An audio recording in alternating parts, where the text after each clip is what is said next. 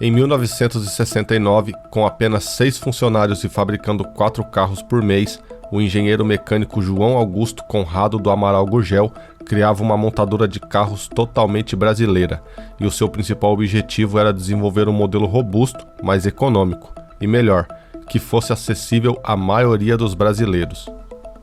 A Gurgel Motores cresceu de forma significativa e lançou diversos modelos diferentes ao longo de mais de 20 anos de história, incluindo uma versão elétrica e uma versão com motor 100% nacional. E os seus carros eram considerados bons, tendo em consideração que ela era uma montadora com pouco tempo de mercado e experiência. Só que infelizmente nos anos 90, a Gurgel declarou falência e em 2004 o registro da marca foi vendido por míseros R$ 850. E para o nosso espanto, em 2020, um designer fez uma releitura de um dos modelos mais vendidos da Gurgel, e o resultado foi um SUV muito parecido com os modelos que fazem sucesso no mercado hoje em dia, mostrando que a Gurgel estava no caminho certo e que ela poderia ter se tornado um verdadeiro símbolo nacional se não tivesse fechado as portas. E como essa empresa surgiu e por que ela faliu, é o que nós vamos ver nesse vídeo. A história da Gurgel começa com seu fundador já nos tempos de faculdade. Sua fascinação por carros o levou a estudar engenharia mecânica na Escola Politécnica da Universidade de São Paulo, onde se formou no fim da década de 40. A paixão de Gurgel por carros era tão grande que fez com que ele quase teve o seu projeto de conclusão de curso reprovado. Ao invés de desenvolver um guindaste, projeto solicitado pelo professor, Gurgel achou mais interessante construir um carro.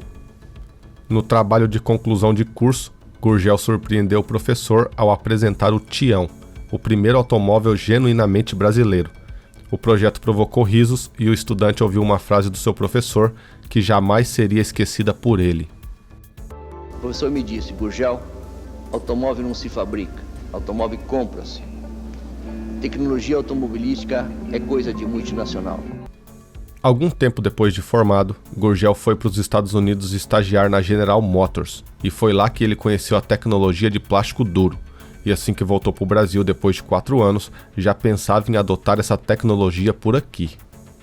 E depois de trabalhar algum tempo nas filiais brasileiras da GM e da Ford, Gurgel decidiu que era hora de cuidar dos seus próprios negócios, e em 1958 foi quando juntou $10 mil, arrumou alguns sócios e criou a Moplast, uma empresa que produzia luminosos de plástico para outras empresas, e com o lucro dos plásticos, ele fabricava karts de competição. Só que isso não se estendeu por muito tempo. Em 64, Gurgel saiu da Moplast e criou a Macan Veículos, uma concessionária da Volkswagen, o que permitiu com que ele continuasse fazendo karts e inventar uma novidade: carros para crianças com motores de 3 cavalos. E a escala de Gurgel continuou. O próximo passo foi convencer a Volkswagen a lhe ceder o chassi para ele fabricar seus próprios carros. Naquele ano, a Volkswagen encomendou a ele um carro para apresentar no Salão do Automóvel. E foi a deixa que Gurgel precisava para criar o Ipanema, um bug montado sobre a plataforma de um sedã Volkswagen de um motor traseiro com carroceria em FRP. O veículo até foi um sucesso, mas ele não conseguiu dinheiro para produção em série, pois o setor de carros era quase um hobby naqueles anos no Brasil. E foi em 69 que chegou o momento de dar o salto maior. Agora com $50 mil em investimentos, o engenheiro fundou a Gurgel Indústria e Comércio de Veículos Limitado em São Paulo e passou a produzir 4 unidades por mês do Ipanema. E nessa mesma época, a Gurgel desenvolveu o sistema Plastil, uma estrutura resistente formada por camadas de FRP que envolvia uma armação de tubos de aço quadrado. Esse chassi tipo monobloco mostrou ser muito resistente e permitiu abandonar o uso das plataformas de Fusca e construir utilitários para todo o terreno, uma expressão que, por sinal, surgiu com os carros da Gurgel. E nos anos 70, Gurgel entrou firme no mercado de jipes e teve muito sucesso. Seus veículos tinham uma imagem jovem e esportiva, baixo consumo de combustível e uma manutenção barata. E em 73, ele adquiriu um terreno em Rio Claro, São Paulo, para instalar a sua fábrica, e foi nesse mesmo ano que também começou a fabricar outro Jeep, o Chavante. E no ano seguinte, a empresa apresentou o Itaipu, o primeiro carro elétrico do Brasil e da América Latina. Feito para 2 pessoas, ele usava baterias que podiam ser recarregadas em qualquer tomada de luz de 220 volts, e o seu peso era de 460 kg, sendo 320 apenas das baterias. Porém, ele não teve muito sucesso, por conta da sua velocidade, que era de no máximo 60 km por hora, uma autonomia de apenas 50 km, e o seu tempo de recarga eram longas 10 horas. Já naquela época, isso não foi um bom atrativo, mas já era um começo. E até houve algumas tentativas por parte da Gurgel de melhorar a eficiência dos carros, dando maior autonomia para as baterias e reduzindo o tempo de recarga. Só que não houve qualquer tipo de apoio por parte do governo federal, o que fez com que o primeiro carro elétrico do Brasil e da América Latina não tenha passado de um protótipo. E com o Itaipu encostado para o lado, a Gurgel continuou seu foco naquilo que estava dando certo. E nos anos seguintes foram fabricados vários outros modelos de Jeeps que foram muito bem aceitos até mesmo pelo Exército e a Aeronáutica. Um deles era o X-12, que até recebeu encomendas pelas Forças Armadas de vários países. E houve até uma época em que 25% da produção era destinada à exportação, e o X-12 estava com a popularidade tão grande que ele foi táxi na Bolívia, carro para deserto no Oriente Médio e veículo de turismo no Caribe. E com isso, Gurgel chegava onde nenhum outro brasileiro tinha chegado ainda, e os próximos anos poderiam ter sido os anos de ouro da Gurgel. Só que o que Gurgel não conseguiu prever é que nos próximos anos ele levaria uma rasteira em que jamais se levantaria. E foi em 1985 que ele apresentou à FINEP a ideia de um carro novo, o Senna, cujas siglas Carro Econômico Nacional, e até recebeu um financiamento para desenvolvimento e fabricação de protótipos para mais de 2.000 unidades por ano. E nessa mesma altura, também foi aprovada uma lei que reduzia significativamente os impostos para os carros de pequeno porte e baixa cilindrada, e em 1986 o Fusca tinha deixado de ser fabricado, um excelente momento para o lançamento do Senna, feito oficialmente em 1987. Só que em uma disputa judicial, o nome do carro Senna teve que mudar, pois a família de Ayrton Senna entendeu que a Gurgel queria ganhar fama com seu carro usando um nome semelhante ao do piloto. E o Senna virou BR-800, BR de Brasil, e 800 de 800 cilindradas em um motor de 2 cilindros horizontais contrapostos, e em dezembro de 1989 foi entregue a 1000ª unidade do BR-800, o que mostrava que a Gurgel tinha caído na graça dos brasileiros e que já tinha sido confirmado o apoio populacional. Mas em 1990, as coisas começaram a degringolar. O incentivo ao carro popular, que antes beneficiava exclusivamente o BR-800, se estendeu aos veículos com motor de até 1000 cilindradas, e a Fiat lançou o Uno Mille, com um preço semelhante ao do BR-800, porém com melhor desempenho e espaço. E esse movimento surgiu como uma espécie de sentença para Gurgel, e essa atitude do governo foi vista como uma traição por João Gurgel. Aí fica a seguinte pergunta: será que para defender um produto nacional e de interesse de toda uma nação, não podiam ter reprovado essa lei? E prejudicado pela legislação tributária e pela forte concorrência no mercado, o BR-800 deixou de ser fabricado 4 anos depois do lançamento. E em meados de 1993, o fim do fabricante nacional estava próximo.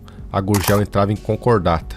A última tentativa para salvar a marca e a fábrica foi um pedido de empréstimo de 20 milhões de dólares ao governo federal. E ao mesmo tempo que precisava de empréstimo para tocar novos projetos, Gurgel adquiriu um terreno no Ceará para a instalação de uma fábrica no Nordeste.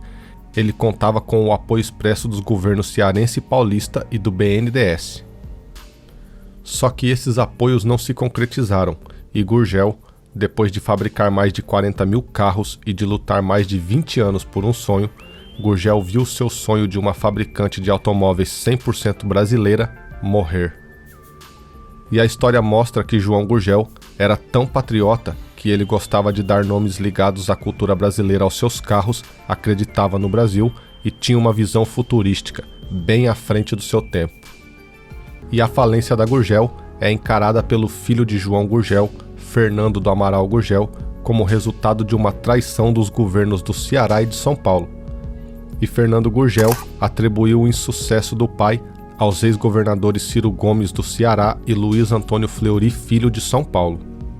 E o apoio que se refere Fernando Gurgel foi um protocolo de intenções firmado entre a Gurgel e os dois estados, onde diz que era previsto apoio irrestrito ao projeto Delta.